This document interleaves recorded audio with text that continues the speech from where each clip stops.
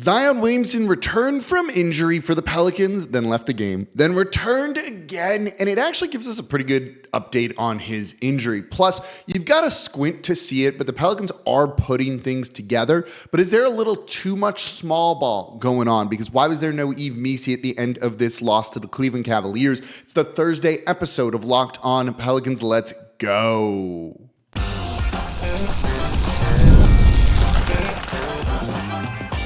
You are Locked On Pelicans, your daily New Orleans Pelicans podcast, part of the Locked On Podcast Network, your team every day.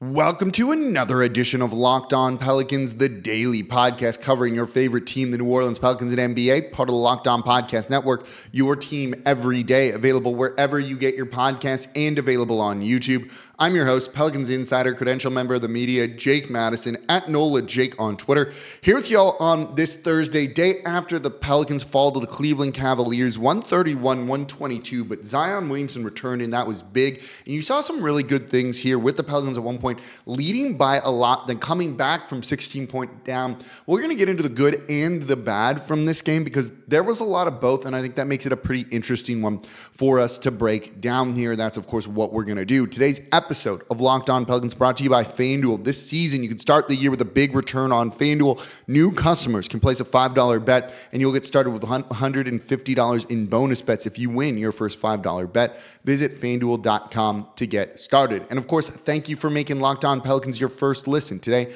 and every day. We're here Monday through Friday, the #1 Pelicans podcast covering everything you want to know about this Pelicans team. So please subscribe wherever you get your podcast. Join over 10,000 Pelicans fans on YouTube as well and become an everydayer. That means you listen Monday through Friday. Shout out to all of y'all who are saying, get better, Jake. I'm feeling so much better today. You can hear it in my voice. I'm glad to be back. That was a fun game. I enjoyed that one. I truthfully enjoyed that game because of Zion Williamson's return. So in this first segment, there's two takeaways that I want you to have here. So first and foremost, that was a good game from Zion. Zion Williamson returned from his two weird leg injuries on his right leg, finished with 29 points on 18 shot attempts. He was awesome in this one. He's been really good when he's playing. 8 rebounds, 4 assists. He was good. Simple as that. Getting to the line. Got to the line 13 times, making 11 of them. You see why he's so important. But there was a scary part in that second quarter where Zion Williamson subbed himself out, went to the locker room after intentionally fouling, subbed himself out of the game, and immediately went to the locker room, and we just didn't have an update for a minute. But he came back out, started the second half, finished the game. They said it was a left thigh strain. He'd been dealing with a right hamstring and thigh strain. They were saying this one was a left thigh strain. That was a big concern, but he came back in. And look, if he's going to come back in, I think he's okay. So we went over the weirdness of the injury in yesterday's show. And look, it's been weird. And there's a lot of reasons to doubt on the surface level of what's going on, but it looks like everything's okay. The past two games were just kind of precautionary, holding him out just to let it heal, to not risk it with a future injury. You've got to wonder if the left leg thigh strain, whatever it is, has to do with him overcompensating or something like that too. That's often the case. But he finished the game. He looked good. Hopefully he'll just be fine to play on Friday against the Orlando Magic. But you saw what a game changer Zion Williamson can be in this one. 50% shooting, 29 points, pacing the team. He's been better on the defensive glass too, I've thought. And when he's out there, this team just looks entirely different. There's a reason they were able to go up on the Cleveland Cavaliers and lead the majority of that first half. Heck, they were leading after, parts into the third quarter before the Cavs did manage to just build a lead. The Pelicans tried chipping away, were unable to get over the hump. And you're seeing what's kind of gone on the past couple of games. They're still missing CJ McCollum, Dejounte Murray, Herb Jones, Trey Murphy. They'll get some of those guys back sooner rather than later, and that's really going to help. But in the second half, they're just running out of energy. They're running out of steam. The depth is being tested. And while I am a big Brandon Boston Jr. fan, and we'll talk more about him in tomorrow's show, I'm a huge Jose Alvarado fan. He was awesome in this one. 27 points, 10 of 14, 7 for 7 from 3. There's only so much those guys can do. And when you're playing Jeremiah Robinson Earl 25 minutes, Javonte Green almost playing 30 minutes in this one, that's not going to necessarily always lead to some good things. Hawkins came back from this one too, but was on a minutes restriction. He had a very off night, 1 of 7 shooting, but did get to the line. But with Zion in there, it just is a game changer, but they are running out of steam just due to the lack of bodies. The Cavaliers were 8-0 going into this one. This is one of the best teams in the league right now. Losing to them, it's a moral victory. You've got to squint to see it, but there's some really good things being built around this team, and they're figuring some things out. And I'll leave you with this, and I shared it on Twitter.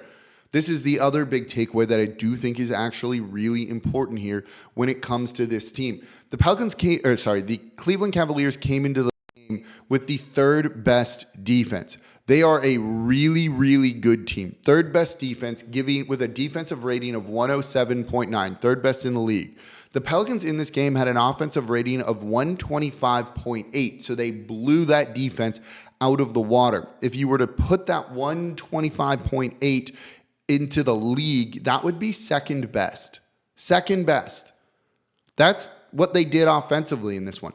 Now, there's some things that you maybe don't rely on. The Pelicans probably aren't going to go to the line 15 more times than their opponent, but also maybe. They only took 27 threes. That's somewhat limited because Zion was back and taking 18 shot attempts. So that's not going to help you necessarily with, you can't rely on some of that. Jose's not going to go 7 for 7 every time. So there's reasons to look at that offensive rating and be like, I don't buy that. And I think those things are fair. But you also had a 2 of 8 game from 3 for Brandon Ingram, who just wasn't his usual self because he's been carrying the team and been playing phenomenally recently. 5 rebounds, 5 assists for him. But that offensive rating, I don't think, is entirely a fluke, and there's some good things being built there. You can see the off-ball movement. You can see the more cutting that they're doing, and all of those things. That's what I've been seeing from this team on this homestand. If y'all remember, for the everydayers, I was ready to fire Willie Green. And you can nitpick some of the things with the rotations, some of the stuff with small ball, and we're going to do just that in the next segment, by the way, but also explain it too. But I see it. I see what they're doing. This is a team that is just health away from being good. They don't look like that team on that 4-game road trip that lost 3 times, 2 to the Golden State Warriors, who may be better than we were expecting, and the Portland Trail Blazers. There's a good team here. The offense has looked good recently. You're seeing the game plan. You're seeing offensive concepts, all of those sorts of things. If this team gets healthy, they're going to continue to be a good team. It sucks to look for moral victories right now, and it's tough to kind of see that behind the losses. I completely get it, but I'm seeing it here. Again, I went from being ready to fire Willie Green to no, don't do that. And I've seen what I needed to see from this team on the road trip. Look, they might still underachieve. Maybe they just don't get healthy, and they're just not going to be good. That's a very realistic possibility when it comes to this franchise. But that still might mean you need to fire the head coach. You move on from David Griffin, all of those things. But there is some good stuff being built here, and I really do see it with what they're doing offensively. And I do think it's summed up by that Cavaliers defense, which is phenomenal, letting New Orleans score. They need to do it more consistently.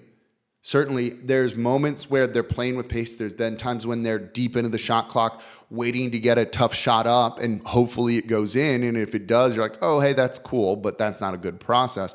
So it needs to be more consistent, but at least it's there when it wasn't there before. These guys are fighting hard. They're not giving up where they're just like, we don't care, whatever. I do see some really good things being done here in New Orleans. And if they can get healthy, we'll say if, not when, yeah, there's a good team here. One thing that I think is up for debate was the small ball lineups, particularly to close the game. Let's look at that. And that's something that a lot of people brought up. Why was there no Yves Missi to close the game when he had been playing pretty well? I actually have an answer for you with that, and I want to look at that. That's coming up here next in today's episode of Locked On Pelicans.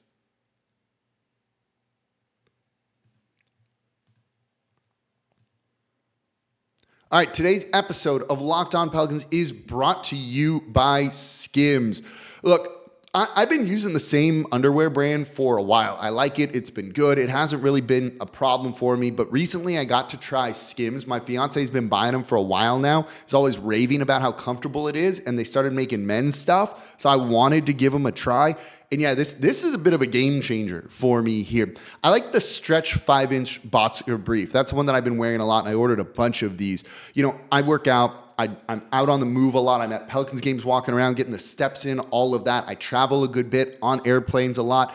These have survived like any test that I've put them. I like the stretchiness so that if I am moving, if I am working out, it's not like bunching up or riding up on me or anything like that. If I'm just stuck on an airplane when you want to be comfortable more than anything else, the Skims Stretch 5-inch boxer brief has definitely done that. I've tried the cotton ones too as well. Those feel really great. They're light, they're breathable if you don't like that more like sport feeling material.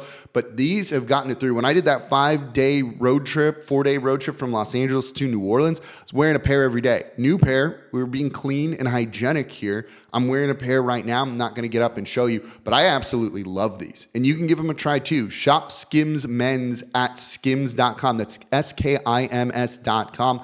Let them know we sent you. After you place your order, select podcast in the survey and select our show in the drop-down menu that follows. And if you're looking for the perfect gifts for the whole family, Skims just launched their biggest holiday shop ever, also available at skims.com. And thank you for making Locked On Pelicans your first listen today and every day. We're here Monday through Friday, the #1 Pelicans podcast, covering everything you want to know about this Pelicans team, whether it's Zion Williamson, looking at the weirdness of the injury, or seeing the forest for the trees here when it comes to this team. They're banged up to key players, and we'll get into the defense in the third segment because that can be better now, even without Herb Jones, Dejounte Murray. We're covering it all here, so please subscribe wherever you get your podcasts. We're part of the Locked On Podcast Network, your team every day. Also, we've got the Locked On Pelicans daily newsletter. I got some numbers on this. Y'all know me. I like stats here. I'm a competitive person. So we've got the Locked On Pelicans daily newsletter. It's one stop for ultimate team and league coverage delivered right to your inbox. And you can sign up for free over at lockedondaily.com. Then just scroll down, click the Locked On Pelicans logo. You type in your email. It is that easy. Here's the thing. I want to beat some other teams here. I always tell everyone with Locked On, and they're constantly impressed by this. New Orleans, not a basketball city, all that stuff. New Orleans shows up when you need New Orleans to show up. And this show, for the second smallest market, the only smaller market in the NBA is Memphis, consistently is in the top 5 when it comes to all of our NBA shows. That's not because I'm amazing. It's because of you, the fans here. Right now, Locked On Pelicans is in 6th place when it comes to subscribers to the newsletter here. It goes Dallas Mavericks, Utah Jazz, Kings, Celtics, Lakers, Pelicans. We're less than 10 subscribers from when I see this number right now behind the Los Angeles Lakers. Think about that for a second. Show up again. When these get released, I talk trash to all of the other hosts here. Sacramento Kings are on more than double the Pelicans one right now. We should be able to beat that. The Mavericks being #1 in a big market, sure. Boston number up there, sure. Pelicans are outperforming. Let's continue to outperform. So go to lockedondaily.com right now to sign up for the Locked On Pelicans daily newsletter. All right, let's keep talking about the Pelicans losing to the Cleveland Cavaliers 131-122. And let's get into some small ball talk here because I do find this to be kind of interesting. The Pelicans didn't close the game with a center. That closing lineup that you saw from this team in here really had a guy like Javonte Green covering someone like Jared Allen or Evan Mobley. And you're like, wait a second, that's really not going to work here when it comes to it. Closing lineup for the most part was Zion Williamson, Brandon Ingram, Brandon Boston Jr., Jose Alvarado, and Javonte Green, and then a little bit of Jeremiah Robinson Earl, but primarily Javonte Green in this one. You had Yves Missi, who had a really good game, and that small ball lineup, wasn't killing it, let's say. But let me get into this because I do think it wasn't as bad as people think, and I do not think that's the reason that they lost the game. But yeah, at times it wasn't great. And I think one of the things to look at is Yves Missi had a pretty effective game. He had 10 points on 4 of 8 shooting, 3 blocks, 4 rebounds. That was pretty good. Except when you get into the rebounding, it's all offensive boards. It's 3 offensive rebounds to 1 defensive rebounds. What the Pelicans needed in this game, particularly in the second half, was stops. Not more offense, not anything like that. They needed stops, and they couldn't get them. Truthfully, I'm not sure Yves Missi was going to help you there. And you're going to be like, wait, Jake, the 3 blocks, those were incredible. That wasn't it. What you saw throughout this game, particularly in that third quarter when the Cleveland Cavaliers, I think, put up a 40 number here. Yeah, they won that quarter 40-29. was they were picking on Yves Missi. They were picking on Yves Missi a lot and putting him in actions. And blocks aren't everything when it comes to defense. He was struggling in that. They were putting him in actions. He gets a little lost when you're really involving him through multiple screens or running kind of complex plays. And while he is smart and he is picking the NBA game up fast, and I thought he was great in this, he's still a rookie. He's still raw. He's still trying to learn as much as he can in the middle of a season and improve. It's really not an easy job. He's doing a phenomenal job of it. And he has those moments when he beats a player like Evan Mobley one-on-one like he did in the first half. But when he's in complex actions defensively, he is struggling a little bit here. So to have thrown him out there in the fourth quarter, look, I can see the argument for it. But really, that's not where the Pelicans had lost the game. They were kind of playing that fourth quarter pretty even with the Cleveland Cavaliers for the most part. They actually won it by 2, 34-32. I don't know if putting Missi in there was going to get you stops. By the same token of that, though, right? They lost and they weren't able to make up that deficit from that third quarter. So you could maybe say they should have tried something differently. So I think there's merit on both sides of this. But I do think that Missi was getting worked a little bit. And I don't know if small ball was going to, or if running him out there was going to, it would have changed the game or not. I will say this, so based on that, I don't have like a huge problem going with small ball. They were trying to generate threes. They were trying to do whatever they could to space the court for Zion Williamson. And Zion was effective in the fourth quarter here. 13 points on 4 of 7 shooting, getting to the line 7 times. If you put him out there with another traditional center, is he going to have that impact? I'm not entirely sure. It's hypothetical. We don't know. So we'll say this. While I don't have a huge issue with the small ball lineup, if you're going to play small ball, you've got to kind of play small ball. And that's one of the issues that I have, that they weren't totally doing that. If you're going to play small ball, you need to commit to really playing with pace, early offense, and those sorts of things. And they did not do that here. In the fourth quarter, the only 2 players that took threes were Jose Alvarado, Brandon Boston Jr. If you're going to play small and have Zion Williamson, Brandon Ingram, and Javonte Green in 11 minutes took 1 shot and it wasn't a 3. You need to generate those sorts of threes. Brandon Ingram went 1 for 1 in the fourth quarter. You got to take threes. And I think he's been doing a really good job at that. I do. I like the 8 3-point attempts from him. And it's not just that he's taking 8 3-point shot attempts. It's how he's taking those and the shots that he's doing. And he's doing everything they've asked for him. I have like 0 complaints about Brandon Ingram so far, and I think he's been really good. This is one of those times where if you're going to play small and don't run a small ball lineup out there and try and play kind of, a traditional lineup. That's, I think, to me, really the biggest issue when it comes to that. It's not that they weren't playing Missi per se. I don't know if he actually would have changed or impacted the game in a different way. It's, well, if you're going to play small, play to small ball strengths, and they weren't doing that. And then it becomes kind of a waste.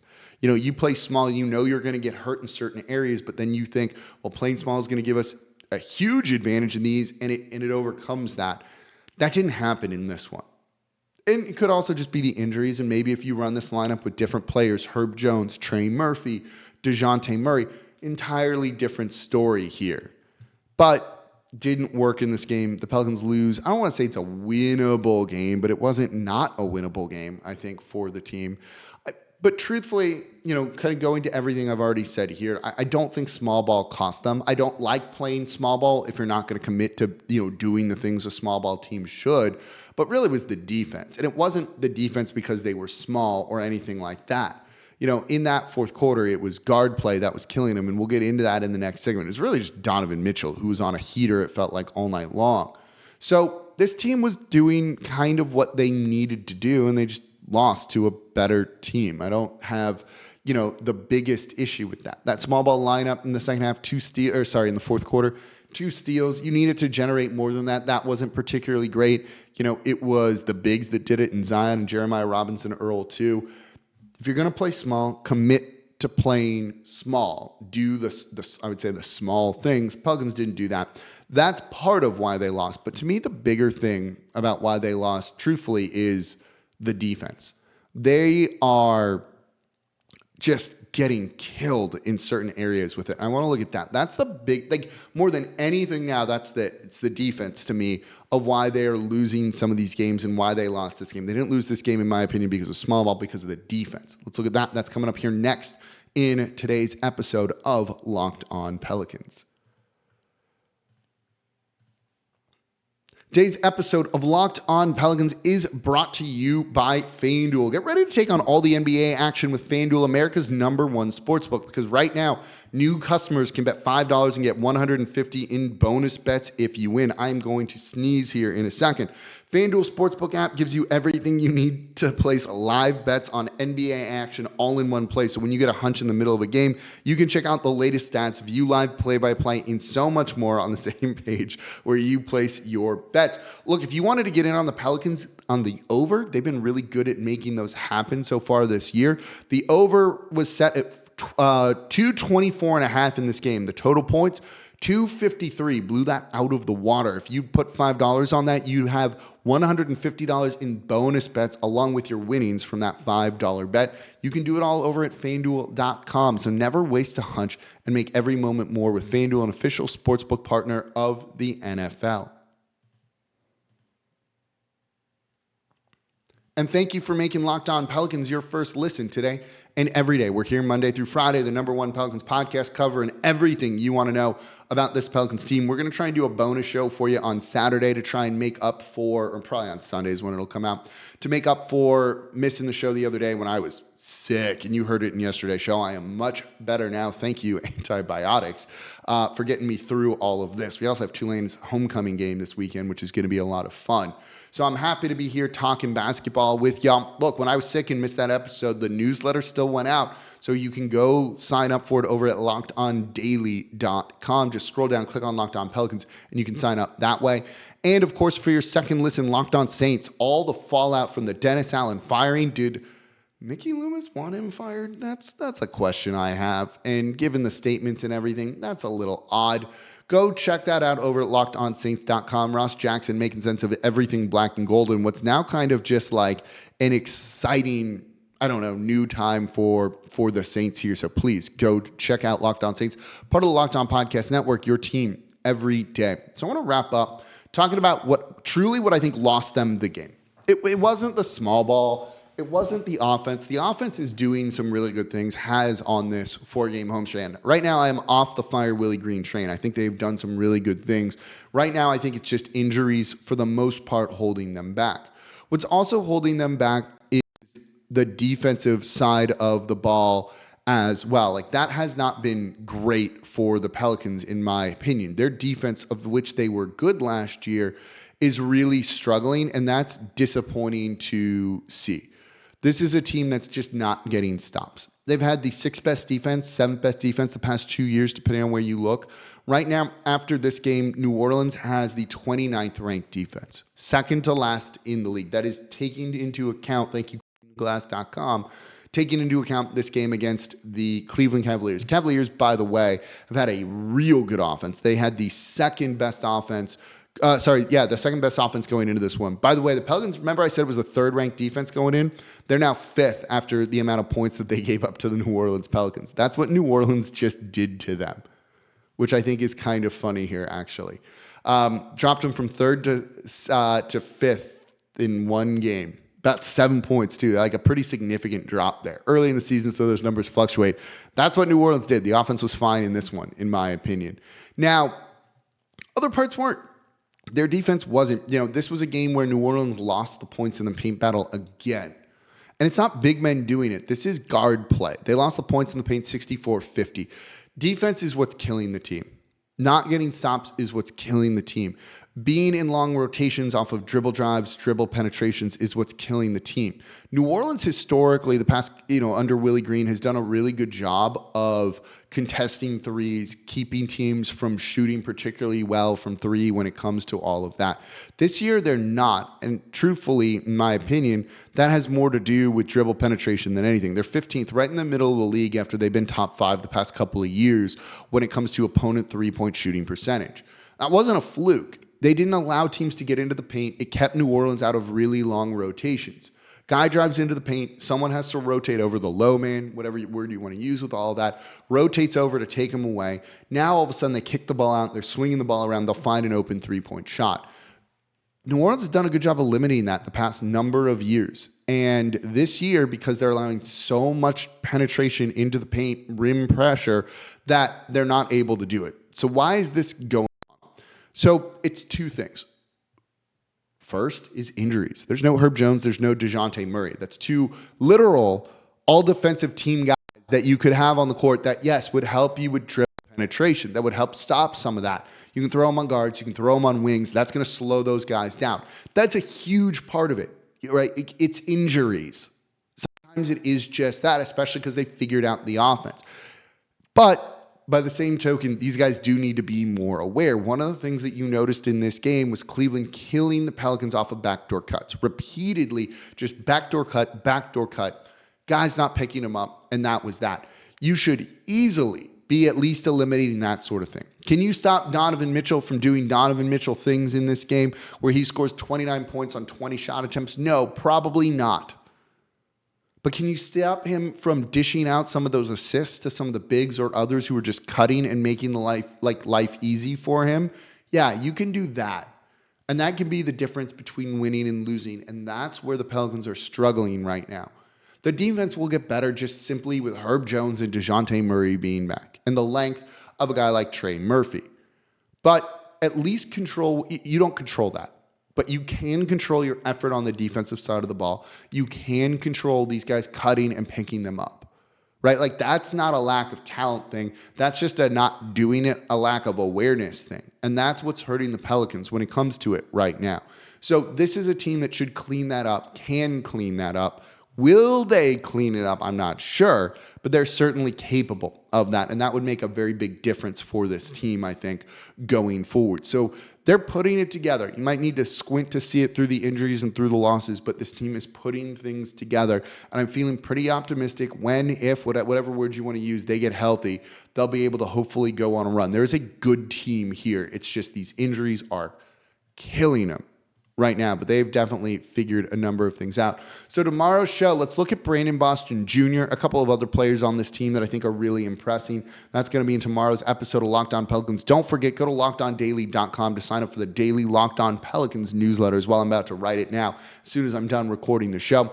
As always, I'm your host, Jake Madison, at NOLA Jake on Twitter. This has been the Locked On Pelicans podcast, part of the Locked On Podcast Network, your team every day. And I'll see y'all tomorrow.